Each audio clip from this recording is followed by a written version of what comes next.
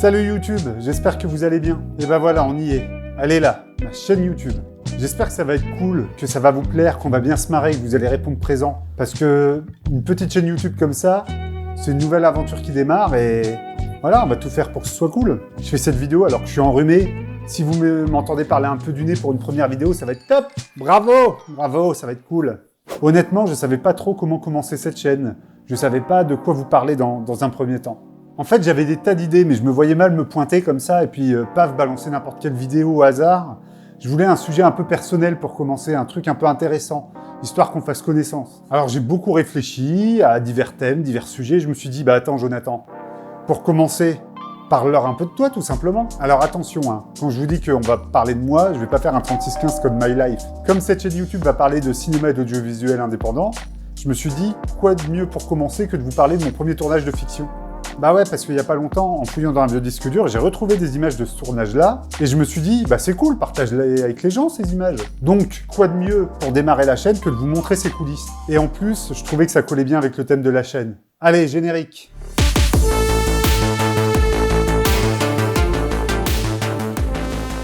Alors déjà, c'est quoi ce film? Ce film, c'est un court-métrage, un conte pour enfants qui s'appelle Orphir. En quelques mots, c'est l'histoire d'un paysan qui va rencontrer la fée de la nature qui va lui offrir des cadeaux, comme par exemple la naine qui chie de l'or. Et tous ces cadeaux, il se les fait dérober par la patronne de bistrot, qui est un peu la méchante du film. On est en 2009-2010 et je dois participer à un stage d'écriture pour lequel il faut absolument ramener un scénario de court-métrage. Et honnêtement, j'ai aucune idée de quoi ramener à ce stage d'écriture. J'ai rien écrit. Pour deux raisons en fait. J'ai pas d'idée et j'ai la flemme, hein, tout simplement. Même si maintenant écrire est devenu un vrai plaisir, à l'époque pour moi c'était l'enfer. Et c'est là que celle qui deviendra la productrice du film m'a proposé d'adapter une nouvelle qui était écrite par un membre un peu éloigné de sa famille. Elle me dit que ça pourrait me plaire parce que c'est du fantastique et elle sait que c'est mon truc. Ni une ni deux, je prends le livre, je le lis et je le dévore assez rapidement. Dans le lot, il y a une nouvelle qui me plaît tout de suite, elle s'appelle Orphir et la Dame Verte. Et donc ça raconte un peu cette histoire de paysans et de fées de la nature et cette histoire elle me plaît immédiatement. Donc là, l'idée était là et il n'y avait plus qu'à la mettre en œuvre. Mais je savais pas du tout ce qui m'attendait derrière. Là, je suis en train de lire le texte qui est là sur mon téléphone parce que je sais pas retenir de lignes, je suis pas bon pour ça. Donc on commence. Donc, pour résumer un peu le début, après avoir écrit le script, il faut chercher de l'argent pour faire le film. Et donc arrivent les recherches de financement. Et franchement, l'étape du financement, je vous la passe parce que c'est trop chiant. À l'époque, pour obtenir ces financements, il fallait passer devant des jurys. Et ils te regardent pour juger ton projet. C'est un jury, c'est son boulot. Et les mecs... moi, ils m'ont regardé un peu comme un extraterrestre quand ils ont vu que je voulais raconter une histoire d'âne qui chie de l'or. Ils m'ont un peu pris pour un fou. Pour eux, le fantastique, c'était pas du vrai cinéma. Au final, on a réussi quand même à dégoter un petit budget pour faire le film. Alors, c'était pas la folie, mais on avait quand même de quoi fabriquer le film. Donc, on pouvait payer la nourriture, le matériel et les logements. Et déjà ça, c'était pas mal. Entre deux, on commence à parler du casting avec la productrice. Et elle me dit que pour le rôle de la tenancière du bistrot, elle peut me proposer une comédienne. Elle me dit donc de contacter une certaine Corinne Maziero, que je connaissais pas du tout à l'époque, et qui serait peut-être intéressée pour le rôle. Va chercher des bonnes bouteilles à la cave. On a un pigeon préparé. Donc je l'appelle un peu comme ça, à l'arrache, et boum, je l'ai au téléphone, et elle accepte. Quand elle est venue sur le tournage d'Orphir, elle sortait tout droit de son premier long métrage, Louise Wimmer, où elle avait le rôle principal. Et bien sûr, maintenant, tout le monde connaît Corinne, parce que c'est le fameux Captain Marlowe sur France 3. Pour le reste des rôles, c'était plus simple parce qu'on a fait un casting, tout ce qu'il y avait de plus commun. On a alors commencé la préparation du film en tant que tel. Un illustrateur a bossé sur le storyboard et a fait quelques concept art pour le film. Alors un storyboard, pour faire simple et pour caricaturer un peu, c'est une BD qui raconte votre film. C'est votre film, plan par plan, dessiné, tout simplement. On donne ce document à tous les membres de l'équipe sur le tournage et ça fait une base de travail commune pour tout le monde. Alors à l'époque, on se met aussi à la recherche de décors et on commence à travailler sur les costumes. Et ça, franchement, c'est vraiment une étape cool parce que tu vois ton film qui commence à prendre vie. L'univers que tu as créé se matérialise devant tes yeux. Une fois tout ça finalisé, il n'y avait plus qu'une chose à attaquer, c'était le tournage. Alors voilà le moment que vous attendez tous, je suppose. Le tournage! Alors pour le tournage, on se retrouve quelques semaines plus tard dans un village paumé de Picardie, avec une équipe d'à peu près 30 personnes. Et là, je suis un peu comme un gosse parce que c'est la première fois que je vois autant de matériel. Du matériel que j'avais jamais vu de ma vie. Par exemple, j'ai pu voir des rails de travelling, une raid, des camions remplis de machinerie et de lumière. Et tout ça pour un jeune glandeur comme moi qui avait pas fait grand-chose avant, en fait. Alors autant vous dire qu'au fond de moi, je faisais pas trop le malin et pas trop le fier, parce que je me suis rendu compte qu'en fait, tout ce bordel, c'était en place juste pour une petite connerie que j'avais écrite quelques semaines avant. Et je me suis dit, allez, là, Jonathan, faut que t'assures. Donc c'est à la fois magique d'être sur un plateau de tournage aussi consistant, mais il y a quand même une petite pression. Et en plus, soyons honnêtes, pour un premier film, j'ai pas vraiment fait dans la facilité. Des costumes d'époque, des animaux, des enfants, de la pluie artificielle, 9 jours de tournage. Tout ce qu'il faut pas faire pour un premier film, je l'avais pris, je l'avais mis dedans. Alors tout ce que je viens d'énumérer là, normalement c'est tout ce qu'on déconseille aux gens pour faire un premier film. Eh bien moi j'y suis allé tête baissée, c'est tout ce que j'ai mis. Sur une petite production comme la nôtre, c'était un peu du suicide, mais on était inconscient, on savait pas trop où on allait, on trouvait ça cool.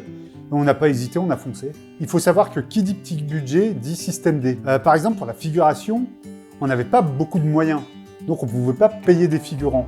Alors ce qu'on a fait, c'est qu'on a pris environ la moitié du village. Ils sont venus et ils ont joué la figuration. Et ce qui était cool, c'est qu'il y avait une super ambiance ce jour-là. Ils étaient tous très contents d'être là et de découvrir le plateau. Ils étaient tous habillés en costume d'époque.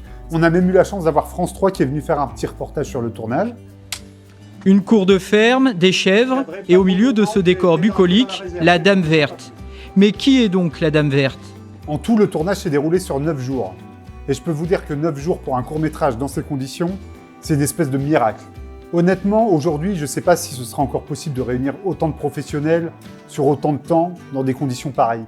Alors même si je me répète, encore une fois, il n'y avait pas beaucoup de budget, mais je me sentais quand même un peu privilégié d'être entouré d'autant de gens professionnels et autant de gens qui avaient autant de talent. Franchement, j'étais bien là-bas, j'avais l'impression d'être à ma place.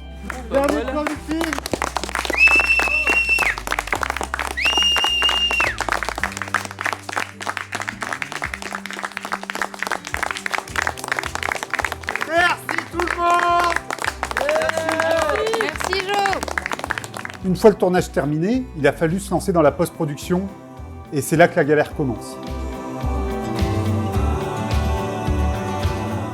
Quand tu fais un film où il n'y a pas de pognon, la post-production, c'est peut-être ce qu'il y a de plus compliqué. Il faut que tu trouves des techniciens, des mixeurs, des étalonneurs, des gens pour les effets spéciaux qui veulent bien te donner de ton temps gratuitement. Et vu que ça prend beaucoup de temps, bah forcément, tu leur demandes beaucoup d'investissement. Donc toi, tu as l'air un peu con de leur demander ça, mais en même temps, si tu le demandes pas, ton film, il se fait pas. Sans compter les gens qui te disent qu'ils vont te filer un coup de main mais qui te lâchent, et tu peux pas vraiment leur en vouloir vu que c'est un projet où il n'y a pas de pognon. Bref, ça a été vraiment compliqué, la post-production elle a pris 2 ans, ce qui est énorme pour un court-métrage de 15 minutes. Mais on a quand même réussi à mixer le film en 5.1, à l'étalonner dans un studio professionnel, à avoir des effets spéciaux corrects. Bref, ça a pris 2 ans, mais on a quand même réussi à le faire et c'était déjà pas mal. Et une fois que tout ça a été terminé, en fait le film il était enfin fini, et je me suis dit, waouh, c'est cool, je peux enfin souffler un peu. Donc tu crois que c'est fini, mais pas tout à fait, parce que même si le film il est terminé, il faut le faire vivre derrière. Pour distribuer un court-métrage, en gros, vous avez 2 moyens de le faire. Soit vous avez un distributeur et un achat télé, et alors là, le film, il vit sa vie tout seul en festival et à la télévision. Soit vous êtes un peu comme moi et vous n'avez pas tout ça, et c'est à vous de distribuer tout seul votre film. Donc vous faites vous-même les envois en festival, vous contactez les chaînes de télé, et vous vous battez comme un grand.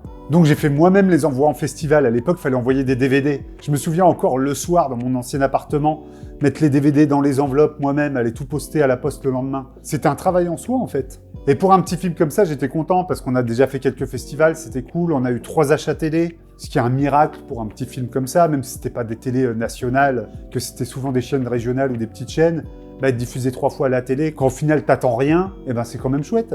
Niveau télé, le film il est passé à la télé belge, mais il est aussi passé sur WEO, la télé régionale du Nord-Pas-de-Calais. Et donc on a pu voir ma belle sale tête à la télé pour une interview. Vous nous plongez dans un conte de fées que vous avez appelé Orphir. C'est un sujet un peu intemporel. Qu'est-ce qui vous a plu dans ce sujet ?